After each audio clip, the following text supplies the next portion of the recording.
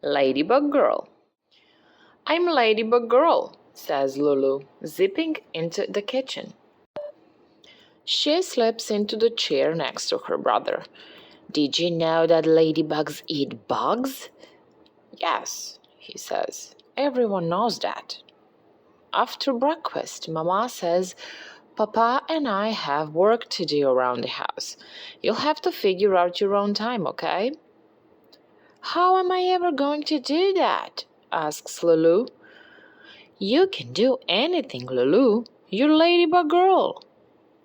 Lulu runs after her brother. Where are you going?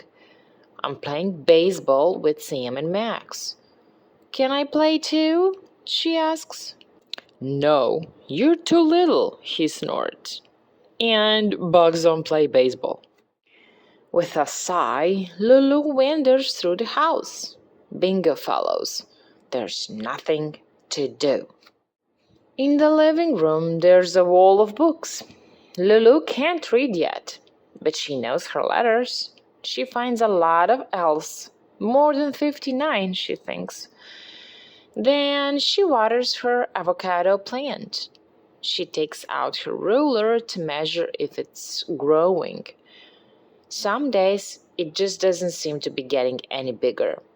When Bingo gives Lulu the look, it's time to go outside. In the backyard, the grass smells sweet and is sparkly with dew. While Bingo snuffles about, Lulu discovers a line of ants marching over a rock. Is that rock in your way, ants?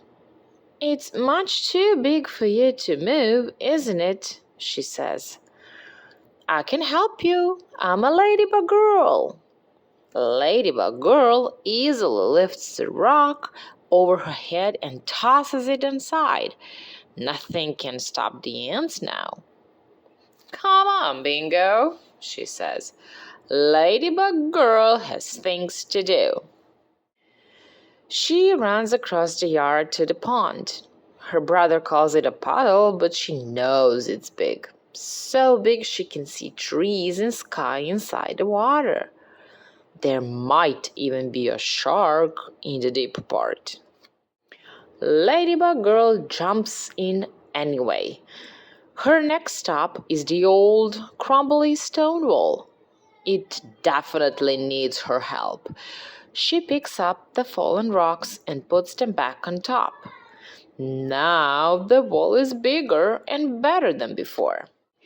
It's the perfect fort. Even the toppled-over tree at the back of the yard can't stop her. Its roots look like angry snakes, but Ladybug Girl skips all the way down its trunks, not falling even once. She jumps down and lands with a bow. Ta-da, she says. Bingo wags his tail. All of a sudden, Lulu hears the crack of a baseball bat.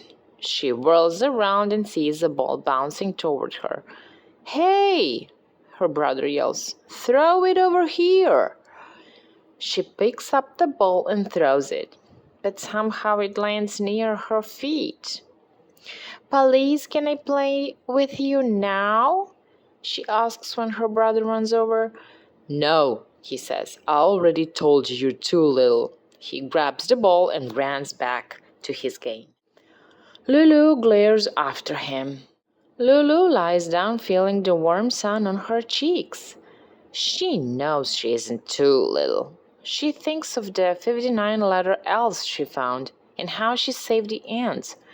She wasn't afraid of the shark at all. She built a perfect fort and she balanced across the whole tree without falling, all by herself. From out of nowhere, a gust of wind swirls the air with leaves. She jumps up to chase them. Ladybug Girl can catch leaves in midair. Ladybug Girl is definitely not little. She yells into the wind. Lulu runs up the hill to the apple tree and lifts herself onto a branch. She can see her brother and his friends playing baseball and hears them arguing. It doesn't really look like that much fun after all. Not the kind of fun Ladybug Girl has. She holds her thumb and index finger a bit apart and squints through them. She can fit her brother and all of his friends between those two fingers. I'm not little, she says. You're little. Lulu sits for a moment listening to the singing sparrows and the squawky blue jay. When she hears Mama calling, she swings down and says, Come on, Bingo. Let's go inside and tell Mama and Papa about our morning. Feeling as big as the whole outdoors, Lulu stretches her arms and flies down the hill with her wings bobbing behind her.